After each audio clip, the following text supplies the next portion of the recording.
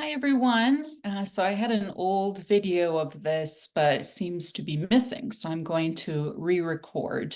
So one of my interesting past experiences is that I worked two different times for what people know as the FBI's profiling unit. So I am in a unique position to give you a little bit more insight from somebody who's actually there and has worked with and talked with these agents that do this type of work. So if you have questions after watching this, feel free to reach out.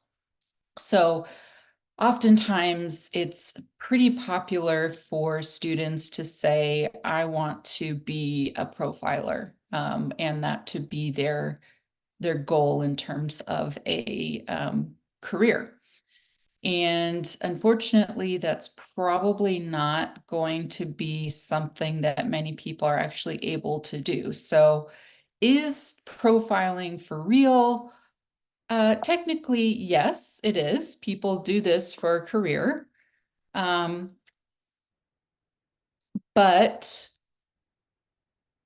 we have to think about who the types of people are that do this type of work.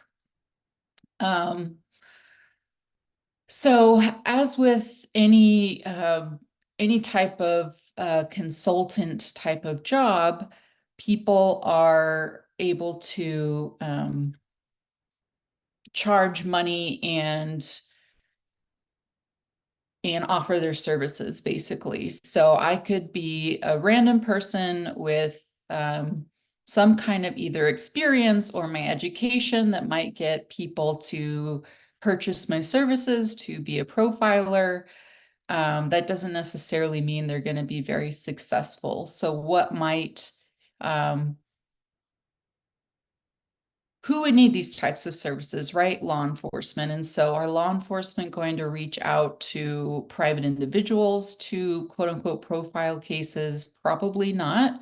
What most people think of in terms of profilers is the unit of the FBI that does this, that's been popularized by shows like Criminal Minds, for example. So that's what I'm going to be talking to you about. So yes, people could do it outside of this unit. So individuals like myself or other people with, PhDs or psychology backgrounds could sell services to do this. But I don't know how successful they would be in earning money doing that if they don't have some kind of gimmick or I don't know, basically people that do this that are not employed by the FBI or people that have been in the past. So retired agents from that unit, maybe people will hire, but just random Dr. K, for example, not likely that I'll be able to do that. So again, just trying to give you the overall look that yes, people can do this for a living. Most of the time, that's going to be the FBI's unit that does it.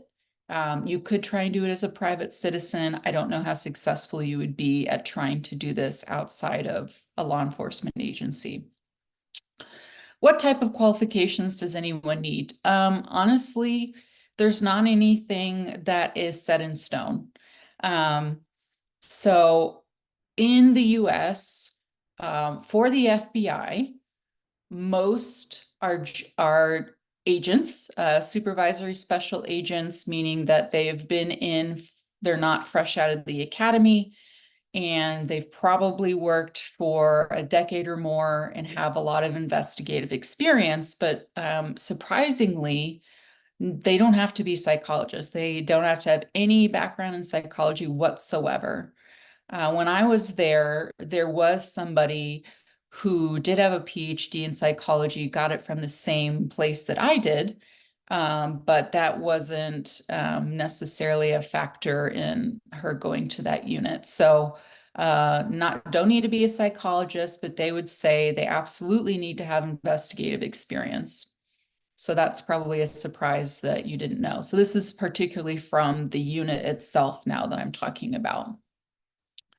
How many people in the US do this? I can't speak to everybody outside of the unit, but in terms of the unit itself, the jobs that people have, or the people that have this, is pretty small overall. There aren't that many people that do it. I can't say again for the country as a whole, but I'll get into the numbers in a slide or two. So what is the overall center or unit? So it's in the FBI, the Federal Bureau of Investigation, and it's an organization, or it's how they're organizing it, right? I can't quite wrap my head around how I want to describe this, but it's the National Center for the Analysis of Violent Crimes. And there are multiple units inside of this center, if you will, or within it. So we've got 4 BAUs, behavioral analysis units, and that's the terminology also from Criminal Minds. They actually have had and actually still do have at least one prior agent that worked there that does write for the show. So they do have some of that realistic information in there. I also know that they did visit the unit. I've seen pictures of them with the people of the unit that were there, so that's pretty fun. So it has a little bit of reality, but not a lot from the show. So the first one is counterterrorism. The second unit deals with threat assessment, cybercrime, white-collar crime, and public corruption. When I was there after I got my PhD, I was assigned to this unit helping with their research. Talk about that more in a moment. The third one is crimes against children. As you can imagine, a very difficult unit to be a part of with the types of things that they're having to think about and deal with on a daily basis, crimes against children, and usually the children aren't alive for most of the crimes that get talked about in this unit. And then crimes against adults is the fourth one. And this is what the organization or the unit that I was a part of when I interned as an undergraduate. Unfortunately, they don't have that opportunity available anymore to intern as an undergraduate student. But thankfully, when I was an undergraduate, it was, and I got to intern there while I was going to UC Irvine. They also have the Violent Criminal Apprehension Program, which I think we'll talk about a little bit. And then lastly, they have the Behavioral Research Group, which mostly is in charge of teaching courses at the academy. At least that was it when I was there. They actually were at the academy while I was there, but since then they have been moved and they all are housed within one building that's actually not in Quantico, but it is close by. It's a random building like across the street and down the street from a shopping center. You really wouldn't know that it's this unit. It would surprise you, I'm sure. But if you get close, you can see the cameras and like the punch pads and all of that. You can't get in the building without actually supposed to be there. Okay, so who makes up all of this? And I took this specifically from slides that people working in the unit would give when they would go present at different police agencies, etc. So they have about 60 supervisory special agents working across all of these different sections. So one unit doesn't have that many people that are agents. I can't really remember, but 10-ish or less in each one. So they have a lot of, relatively a lot of supervisory special agents here. And again, as I said before, they value that 10, 15 years of investigative experience. You're not going to come in straight out of the academy without having any background in other law enforcement, for example. This is also a very sought after unit within the FBI in particular. So there are agents all across the country that really want to get into this unit as well. So it is very popular, and oftentimes a lot of the agents that go there will retire there, so they might be there for a while. So it's not like there's a lot of turnover and a lot of spots that open up. So one thing that kind of turned me off from this more, that I learned about it, is you really need to want to be an FBI agent and be in the field, and then be happy with maybe never getting to this unit. There's no way to guarantee that you'll ever have a chance or even be thought of to apply for this unit. And I realized that that probably wasn't for me. But keep that in mind. So it's not something that you're going to just automatically get in. There aren't hundreds of spots.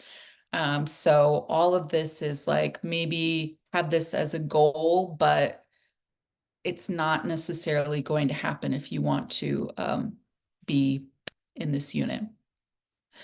Another career option for people that are interested in supporting law enforcement, but not necessarily having the gun and the badge like FBI agents, are crime analysts and intelligence analysts. And I encourage you to look this up on your own. I don't know that much about it myself, other than there are these people that support the work of the agents, not only in investigating and analyzing cases, but the research and the training. They support all of this, but they don't actually arrest people or shoot people.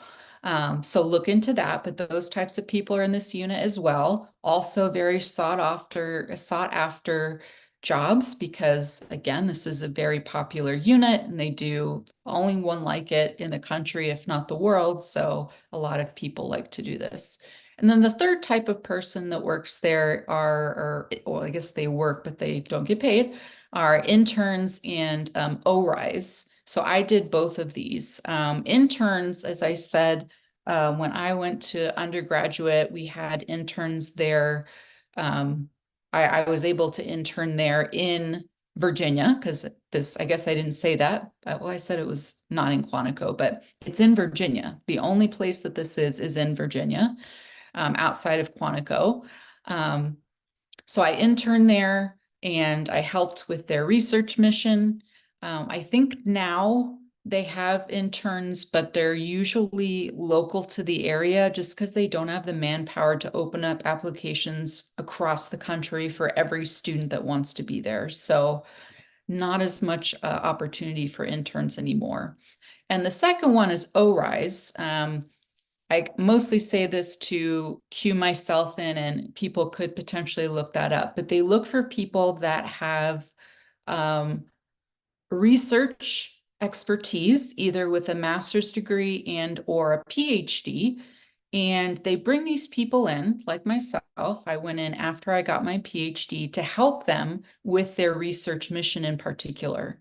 So as you see below here, the unit is tasked with 3 things that they do: operational support, which I'll talk about, training, and then research. Research, they want to do research that directly impacts law enforcement. So it's not like a university research situation where we research whatever we want, whatever interests us. They're specifically designing or thinking of projects that will help local law enforcement throughout the country. And they're not experts in research, right? They are not psychologists. They don't even have to have an advanced degree. Definitely not a research involved advanced degree. So they need to bring in people with this expertise to help them with that mission. So that's how I explain that. And this ORISE position, it actually is paid not very well. And from what I recall, you can be there for 2 to 3 years, maybe. So you have a limited amount of time. You're technically employed by ORISE, not by the FBI, but I worked in the building. I got paid, and I was kind of supervising interns and helping with the research aspect. Okay, so that's the research area.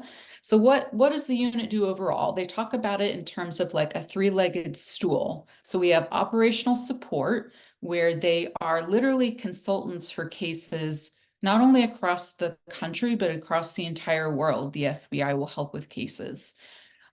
So what's different from the show, Criminal Minds, is that they're not getting on planes and jetting around the whole country. They're really just in their offices and examining cases, the information, the words, the case files, anything audio or visual. They'll look at all that information and use their experience and their training to give information to a police agency that asks for help with this type of case, right? And I'll give a little bit more on the next slide about that. The second one is training. So these are people that are very specialized in their abilities and the cases that they do, and they pay it forward by training people all across the country and the world relative to things that they do or particular cases. So that's their third thing that they do. So what are the services that they provide if needed when, let's say, since I'm in Fresno right now, let's say Fresno PD has a case that they are not really sure what to do, and so they ask for this unit's help. And so what might they do? If it's a crime, like a threat, they can analyze that threat. Profiling, which again, this is what we think that they do all of the time, but actually it's not really most of what they do, which is probably surprising. Investigative suggestions is mostly what they do, again, coming from one of the people that worked there that made this slide. If you think about it, these people, let's say crimes against children, if you're in a smaller police agency, you're not going to see, hopefully, many crimes against children, and certainly not ones that have odd aspects to them, right? But the people in the unit, crimes against children, that's all they do, right? And so they've seen lots and lots of different things. They know a lot more about these types of cases. And so they're going to be a lot better at giving you suggestions on what you should do, versus a police agency that sees only a couple of these types of cases, right? So that's kind of where I'm coming from there. They'll also do interview and interrogation strategies, search warrant assistant, trial strategies. They can also testify in the cases themselves. They don't do this as much, but even crime analysts and intelligence analysts can testify in cases. One of my colleagues talked to me a bit about how she would testify in these cases. So it's not only the agents that might do that. And then media strategies, which can oftentimes, not necessarily often, but can also lead to aiding in the capture of people, like BTK, for example, the bind, torture, kill serial killer. Part of him being caught actually was media strategy put together by supervisory special agents within the unit at the time, and kind of getting him to resurface and keep communicating, which eventually led to his capture. So again, overall, the NCAVC is in Virginia. It's the only one like it in the world, well, at least in the country. I would probably say the world as well, but definitely within the country. They're experts in what they do because these are the only types of cases that they see, right? So if you're in crimes against adults, you're only seeing probably very odd and strange cases against adults. Ones that the local law enforcement aren't sure what to do or need help, something that, again, people that see these all the time can aid in their investigations. So is it real? Yes. Is it what they do most of the time? No, profiling is not what they do most of the time. They're consultants. They sit in their offices and they go through case material and they give the feedback to the agents or to the organizations that asked for their help in the first place. So I sat in on multiple consultations with uh, the couple that I can remember right now were local cases where the law enforcement actually came into the office, like maybe an hour away, and they drove in because they were close by. And they talked about what's going on and what they can potentially do with the case to help resolve it and those types of things. So maybe not as exciting as you thought, but still very important, and is leading the way on different types of analyses and things. So hopefully that gives you a little bit of insight, and let me know if you have any questions or things like that.